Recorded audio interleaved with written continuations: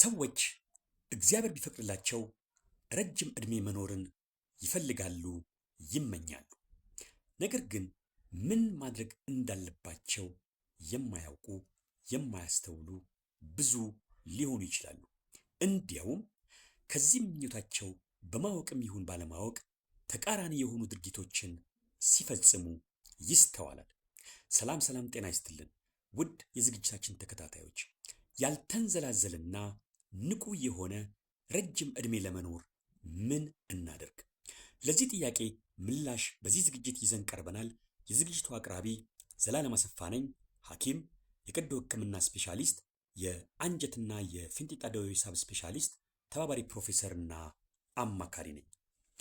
ውድ የፕሮግራማችን ተከታታዮች፣ የሚከተሉትን ተግባራት የህይወታችን መመሪያ ብናደርግ ያልተንዘላዘለ ንቁ፣ ውጤታማ የሆነ ረጅም ዕድሜ መኖር እንችላለን። አንዱ ጤናማ የአኗኗር ዘይቤን መከተል ነው።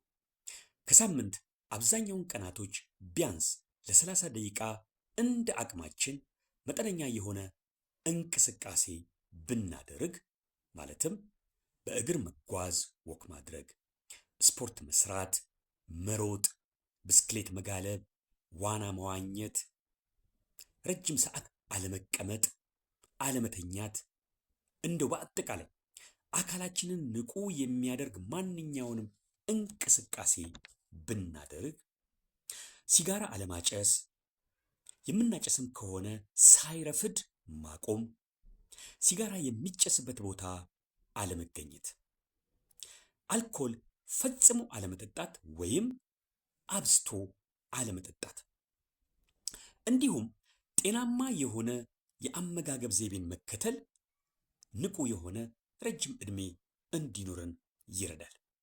ፍራፍሬዎች፣ አትክልቶች፣ ጥራጥሬዎች ላይ ማተኮር፣ ማለትም ፍራፍሬዎች ስንል ሙዝ፣ አፕል፣ ፓፓያ፣ አናናስ፣ ማንጎ፣ አቮካዶ ወዘተ። አትክልቶችን ጎመን፣ ጥቅል ጎመን፣ የአበሻ ጎመን፣ የጉራጌ ጎመን፣ ቆስጣ፣ ሰላጣ ወዘተ ላይ ማተኮር። እንዲሁም ጥራጥሬዎች ስንል ባቄላ፣ ቦሎቄ፣ አንዱን አይነት ቦሎቄ ነጋዴዎች አባጮማ ይሉታል፣ ለውዝ፣ ሽምብራ ወዘተን መጠቀም እንደዚሁ ላልተንዘላዘለ ንቁ የሆነ ረጅም ዕድሜ እንድንኖር ይረዳል። እንዲሁም ጤናማ የሰውነት ክብደት እንዲኖረን ማድረግ፣ አላስፈላጊ ውፍረትን ማስወገድ፣ በ24 ሰዓት ውስጥ ቢያንስ ለ7 ሰዓት ጥሩ እንቅልፍ መተኛት ጤናማ ረጅም ዕድሜ እንድንኖር ይረዳል። ጭንቀትን፣ ውጥረትን ማስወገድ፣ ሁላችንም ስለምንኖረው ህይወት ዓላማ፣ ግብ፣ ተስፋ ቢኖረን በጣም ይረዳናል። እንዲሁም ከእናት፣ ከአባት፣ ከአጎት፣ ከአክስት፣ ከልጆች፣ ከጓደኞች በአጠቃላይ ከሰዎች ጋር ጠንካራ የሆነ ማህበራዊ ግንኙነት እንዲኖረን ብናደርግ እንደዚሁ ንቁ፣ ያልተንዘላዘለ ረጅም ዕድሜ እንድንኖር ይረዳል።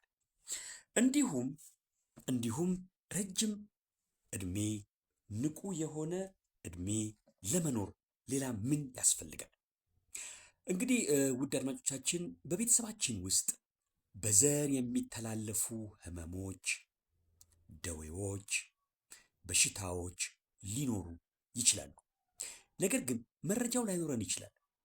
ከቤተሰብ ውስጥ አንዱ ታሞ ቢሆን የታመሙ በሽታ በዘር የሚተላለፍ ቢሆንም ግንዛቤ ስለሌለን ከዕለታት አንድ ቀን እኛም የዚህ በሽታ ደዌ ተጠቂ ተጎጂ ልንሆን እንችላለን። ስለዚህ በዘር የሚተላለፉ ህመሞችን ለመከላከልና ሳናስብ ሳናስተውል ተከስተው ጉዳት እንዳያደርሱብን በመደበኛነት የጤና ምርመራ ማድረግ ተገቢ ነው፣ መልካም ነው። እንዲሁም የእድሜያችን መግፋት ለተለያዩ በሽታዎች ሊያጋልጠን እንደሚችል መረዳትና እንደዚሁ መደበኛ የጤና ምርመራ ማድረግ በጣም አስፈላጊ ነው። ውድ የዝግጅታችን ተከታታዮች፣ እነኚህ ቀደም ሲል የጠቀስናቸው ቁም ነገሮች ያልተንዘላዘለ ንቁ የሆነ ረጅም ዕድሜ የመኖር ፍላጎትና ምኞት ባላቸው ማንኛውም ሰዎች በቀላሉ ሊተገበሩ የሚችሉ ናቸው። በተጨማሪም ከሁሉም በላይ ስለ ሁሉም ነገር እግዚአብሔር ይመስገን ማለት ደግሞ ከሁሉም በላይ ነው። ስላዳመጣችሁን እናመሰግናለን። ረጅም ዕድሜና ጤና ለአስተዋይ የዝግጅታችን ተከታታዮች እንመኛለን። እግዚአብሔር ያክብርልን።